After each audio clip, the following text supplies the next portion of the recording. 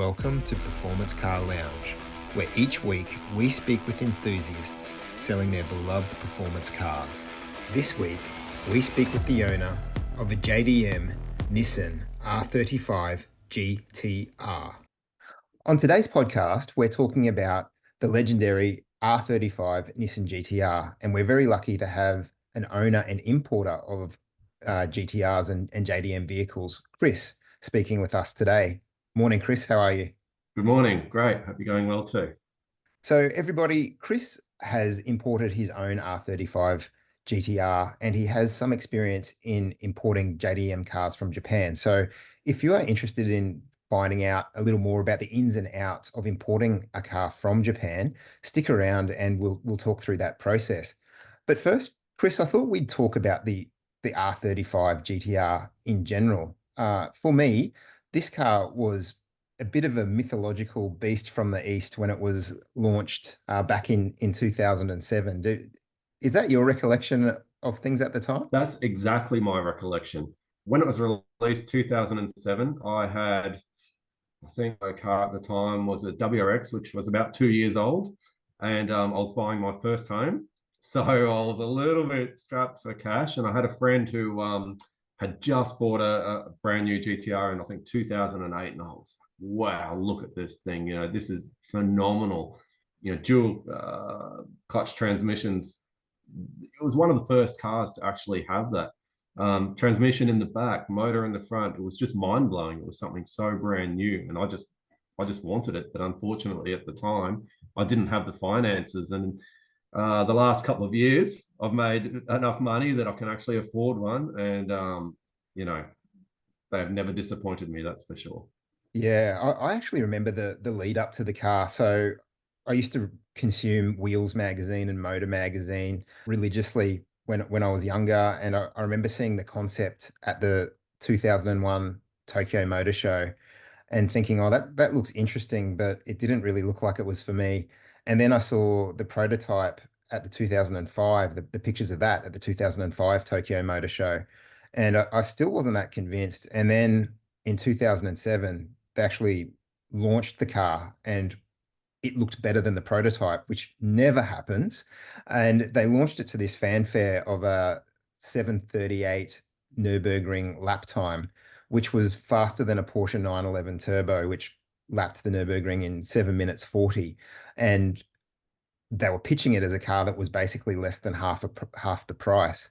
So that really got my interest sparked in the car. And then I started looking at my options to purchase one. I was lucky I'd sold out of a business at the time. I was driving a BMW Z4M coupe and was starting to track that. So I looked at, ways to get into a Nissan GT-R and I talked to Nissan Australia. And at the time, I think they were asking about $190,000 for a brand new GT-R, which today seems like quite good value. And I could also, though, get a JDM import for 140,000 brand new. And I ended up going down the JDM route myself as well back in 2009. And it was a very exciting time to own the car. There was so much public interest in this car. It had just appeared on Top Gear. I don't know if you remember. Did you ever watch that episode of Oh, Top? it's one of my favorite episodes. It's This car corners faster than electricity. that was one of his Yeah. massive quotes from that episode. And Jeremy also said they haven't built a new car, they built a new yardstick. And it was Well, it was true. And it was very hard for Nissan at the time. Their sales were very low. Sports car wise, they did have an iconic car, which, the R34 GT-R, it hadn't quite got the following that it has now, but it was a good car. And they had to do something very convincing after that to step up to the plate. yeah. And I sort I of think we looked can into the blame development.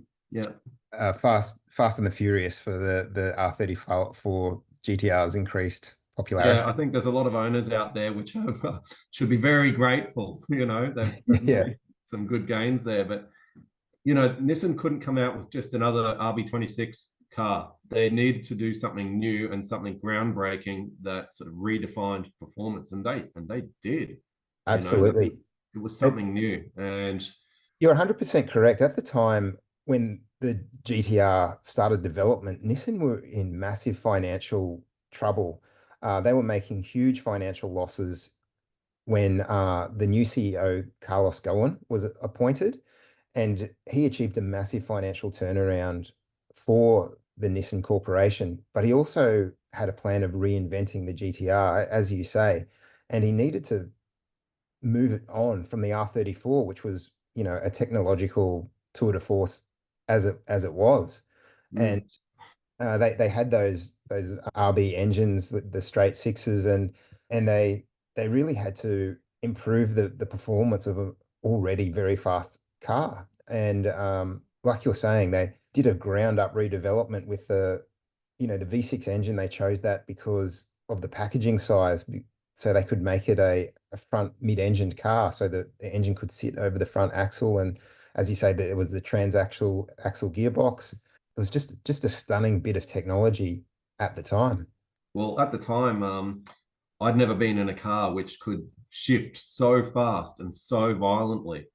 200 milliseconds is Yeah. Nissan are saying it can shift in, which is for 2007, and a car that's basically mass produced. That's super impressive. Well, the reviewers at the time, there were a few which said, "Oh, a computer's driving this thing and whatnot." But when I get in my car at the moment, I couldn't disagree more. You compare it to the experience of driving a Golf with a DSG box or something like that, and a GTR is absolutely raw. You feel everything. It's a very mechanical experience, and It I absolutely really value that now. It absolutely is. And I remember at the time people saying it's like playing a computer game. And in some respects, I can see what they meant. So I used to track my car a bit and drive it quickly on the road. And it was a super capable car, and its computers and smarts did fix up a lot of your driving mistakes and help you to go very quickly, even if you weren't the best driver in the world. And I remember Mizuno-san, the chief engineer, described the car at launch as a supercar for anyone, anywhere, anytime.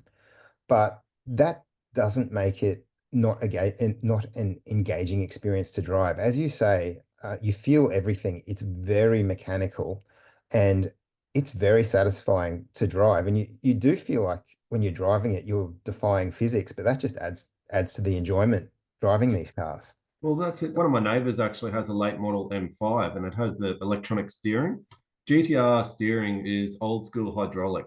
Yep. And when we get in the M5, no doubt it's a beautiful car. It's awesome. It has awesome power. The road holding's excellent. It's very quiet and smooth and all these things. But as far as road feedback, sort of driver engagement, it's more engaging to drive a GTR. It's like the M5 will deal with all of the bumps on its own and whatnot, but a GTR is just so direct. It's a really different experience. Yeah, I agree with that 100%. And it's a unique experience. Even the sound of the engine, when you hear an R35 GTR fire up, that's what it is.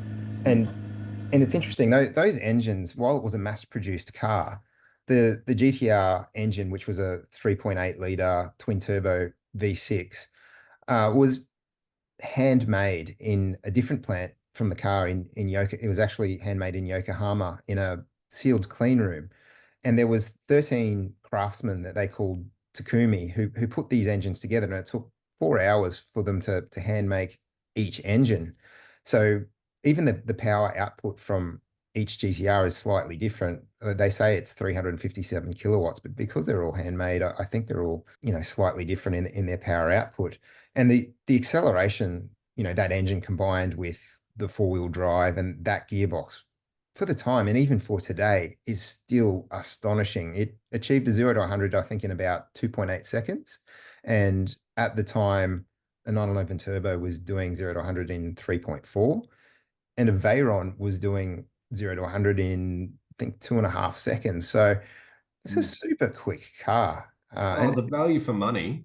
was you couldn't beat it. And at the time, actually, I went in several 911 turbos. I was lucky enough to spend some time in Ruf in Germany, where I got Right. to go in some modified 911 turbos, and the experience was mind blowing. And I must say, a 911 turbo is a smoother car to drive slowly. You know, it's more refined. Yeah. It doesn't clunk around as much. It's a different experience. But when you drive a Nissan GT-R with enthusiasm, it all suddenly starts to make sense. The clunks are gone. It's smooth. It's almost like a rope swing the way the acceleration works. You sort of get that rush of torque where you have to hold on, and then you get used to it. Yeah. Um, A GTR is but definitely yeah, happiest when it's going quickly, and it's unhappiest around a car park, around slow, tight corners, where the diffs are chuntering and but I think that adds to the charm. It adds to the whole experience of it the car. does. You've got to embrace those things. Yeah. And it was funny when I bought my first R35, which I ended up moving on. I sold the idea to my wife of buying an R35, showing her photos of a boot. Yeah, I can take this to the shops. We can take it shopping. We can put the kids in this. No problem at all. Try getting in a rear-facing baby seat into the back of a Nissan GT-R, you know. And at the time, I had some opportunities to sort of repurpose the money, and I sold that one. But I call it seller remorse. Every time I sell a car, I just want it back again. So I ended up buying another one. And unfortunately, at that time, another thing popped up. But now I'm on my third one. And okay, so we're going to Europe and we're looking to buy some cars when we're in Europe at Christmas. So we're moving this one on, but I'll buy another one. That it's just my soulmate, these things. I just love them. Yeah, I think it's one of those nostalgia cars where many of us saw it, were around when it came out and lusted after it, but just didn't have the funds or the ability to buy them. And as time's gone on, you know, the cars have dropped in value a little bit, and the people of our age have increased their wealth and are in a position now to buy these cars that they lusted after when they were much younger. Well, that's it. I know they've got a few years on them now, but I kind of feel like they're the pinnacle of petrol. It's hard for me to describe, but I don't have any interest in electric cars at the moment. I probably won't buy one until I'm forced into it. And for me at the moment, I think I'll just about always have an R35 in my stable. It's just such a satisfying car to drive. It is. And even the looks of it are just so unique. At the time when supercars were coming out, they were, you know, the Ferraris, the Porsches, the Lamborghinis, they were all very sleek looking.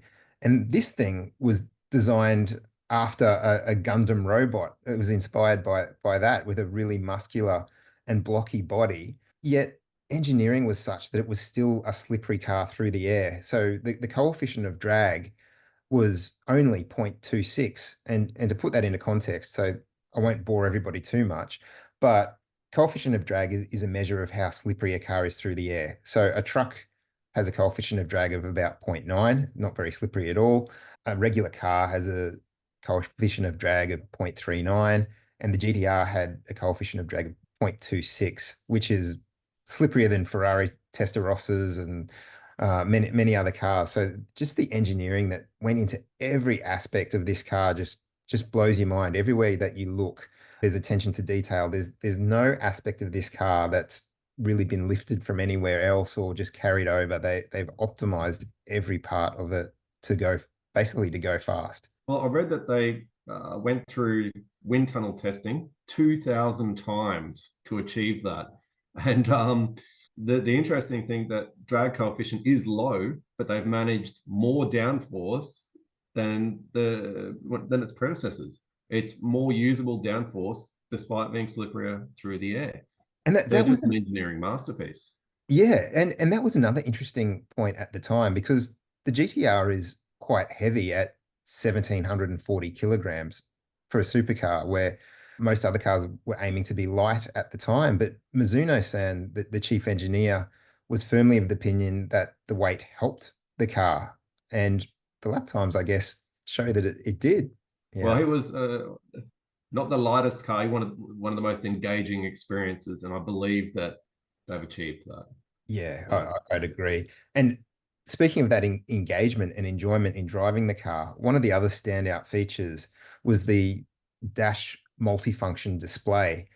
So the R34 had a color screen that gave you some good readouts on your boost and G forces and that type of thing. But the R35 moved the game on massively, where they partnered with Polyphony Digital, who designed the multifunction display. And Polyphony Digital at the time were working on the putting out the Gran Turismo games, which I'm sure we all played, and where we all drove GTRs because that was the only way we could afford to at the time. I don't know of any other car, and maybe people could correct me on that, which has an infotainment system as good as the GT-R. Like it's very intuitive. You can set up screens to show exactly what you want. It's easy to see. You don't need to sort of squint and look for data. You can drive with enthusiasm and still see the data. So I think they nailed it. And the data adds to the driving experience. It's real-time live data where you're seeing any metric that you want to live in real time, clearly on a screen. It's very well executed. Very well. Actually, the whole ECU, the whole sort of electronic system in the GTR is just a great thing. If you push the car too hard, it's very good at looking at itself and it'll go into limp mode. I found Initially, that they out were a few designed times. an uncrackable ECU. And of course, people found their way around it, but it meant that just basic modifications might trigger this thing to go into limp mode because it wasn't going to be so reliable. And I just think that they nailed it because apart from some of the early model sort of gearbox issues, which aren't really solved till about 2017, I believe, Yeah. the car is a rock solid performance monster. And I think that a lot of that is due to the ECU controlling things really, really well and not letting people break it, which is fantastic. Yeah, like they said, a supercar for anyone, anywhere, anytime. And I think they nailed that brief. Yeah. So can we talk a little bit about, I guess, your experience in importing cars from Japan and maybe even your experience with your GDR importing? If you're Joe Public like me and you're thinking you want to import a car from Japan, what's the first step? Do they have car sales? Like, do you just go on there So and like, how do you go about that? in Japan, there's different sort of sets of rules, and just like Australia, there's car sales in Japan. There's different platforms selling used cars. There's dealers, there's private sales, and then there's the auctions. Registration costs are different in Japan as cars get older. They get more expensive and whatnot. And sometimes, a lot of the time, it's easy for owners just to move the car on through auctions. So every week in Japan, 140,000 cars go to auction every Wow. week. Yeah, in there, like there's just performance cars galore. There's enthusiast cars everywhere. You know, people talk about cars running out in Japan. Maybe in R35 in that specific time frame, there's a few cars running out, but you can still import R32 GTRs in very good conditions that go through the auction system. You know, there's a lot to choose from, You can and also, though, it's end up different. buying a real dog, from what I've heard as well. Some of these cars are salt and Yes. rust affected and haven't been looked after. So I'll give you a bit of my history. Back in 2013, my wife decided to become a professional cyclist and she moved to Europe for 9 months of the year. At that time, I was getting a little bit bored. What do I do? I decided to import a car for fun. So I imported an Evolution 6 Lancer. Yeah, that's one of those cars I have stellar remorse over. Yes. Magical car. So was it a Tommy Mackinnon edition? No, it wasn't. It was Oh, just a okay. normal one. But Yeah. honestly, they are just an excellent machine. Yeah. But anyway, after that, I sort of got this bug and I kept on importing more cars. I wanted to find out what it was like to drive an Evolution 7, an Evo 8. What's the difference? And I've sort of developed this bucket list of cars. And I've just kept on going. I kept on going until basically the import agent that I was using was no longer able to import anymore, changing life circumstances for him. And I decided, you know what? I've worked this out. I'm going to start doing it because a few of my friends were like, oh, I don't want to get a rough car. Can you get it for me? And I'm like, well, I use this guy. Oh, can you just do it for me? And I did sort of help some friends purchase their cars. And that's why I've started doing it myself. But the pitfalls of importing, there are some agents out there who are not enthusiasts. They're Yeah. more sort of salespeople, and they'll just sort of connect you with any old car and hope for the best. A GTR is an example of a car that needs to be inspected by an expert before you purchase. You know, they need to be able to look for specific things to make sure that the car is in good condition, Yeah. because Things like that gearbox, for example. things like the gearbox, and there's common issues like with the dash cracking and different areas to look for rust and whatnot. If you don't have someone who knows what to look for, you know, you're probably opening the door to a lot of problems. So when I import cars for myself now, I make sure that the inspector on the ground, the person physically looking at the car and sending specific photos and videos back to me, knows exactly what I'm looking for.